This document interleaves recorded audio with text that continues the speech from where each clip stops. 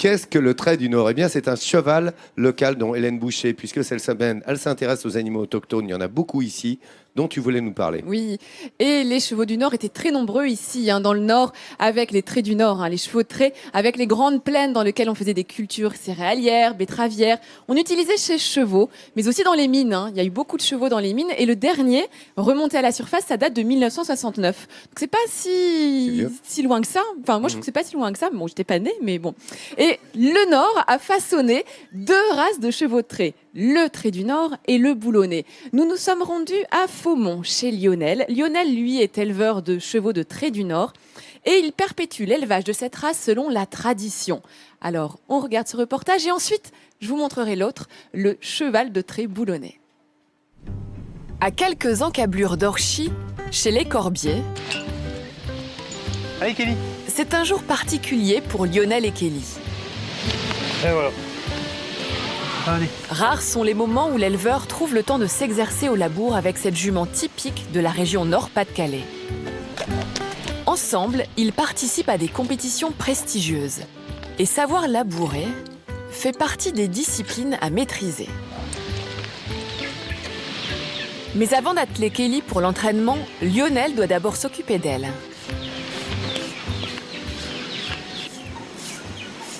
Comme là, on va atteler au collier, donc les parties où ils peuvent blesser, c'est les parties au niveau de l'épaule.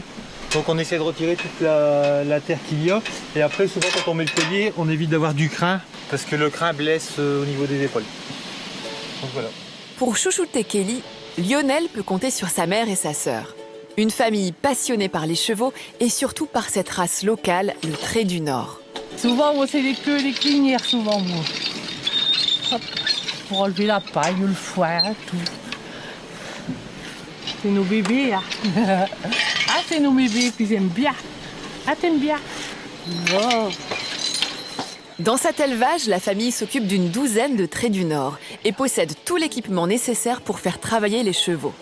Comme cet attelage traditionnel de travail, un collier flamand. Kelly. Direction le champ voisin pour Kelly et Rafale. Entre Lionel et ses juments, tout devient alors affaire de communication. Un langage à faire perdre à Lionel son latin. Toi, c'est on tourne à gauche. Uto, c'est on tourne à... non. Utois, on tourne à droite. Et Utois haut, c'est tourner à droite en ralentissant.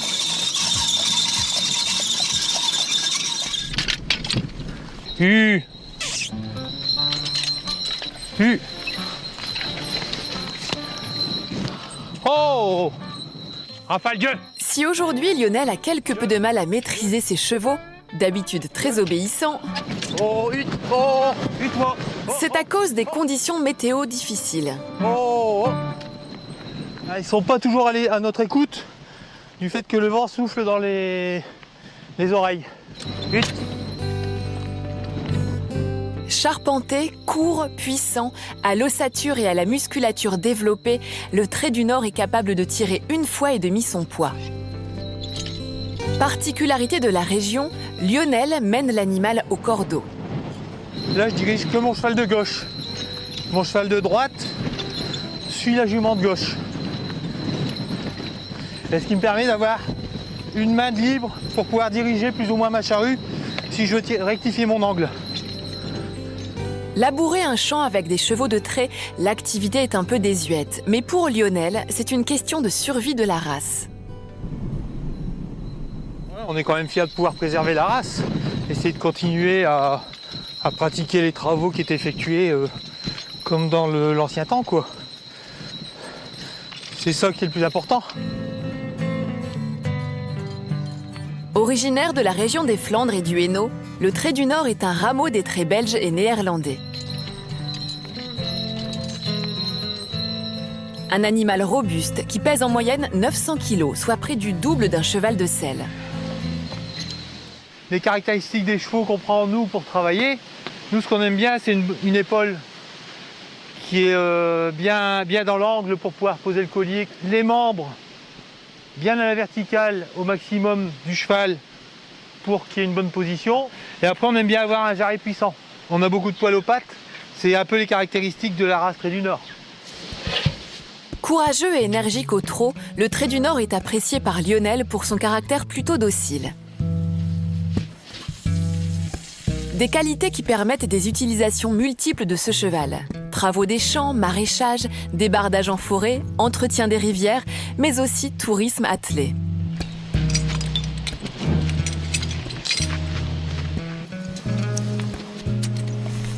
Doucement, marche.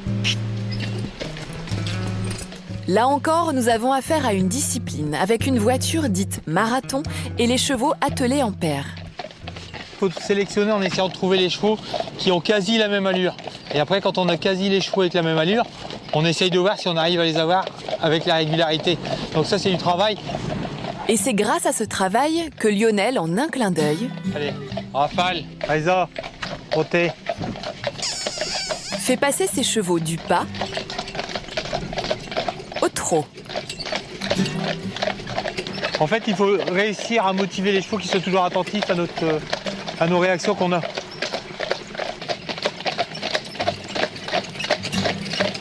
Allez, allez, on passe. Doucement, les filles. C'est un peu à droite, alors. Eh bien. Lionel entraîne ses juments près d'une vingtaine d'heures par semaine en période de concours. Depuis 10 ans, la règle est toujours la même. En fait, il faut toujours essayer de sortir les chevaux, que ce soit un plaisir pour eux de bouger. Que ce soit un plaisir. S'ils n'auraient pas le plaisir de bouger, ça serait une corvée pour eux, on n'aurait pas les résultats qu'on arrive à avoir maintenant.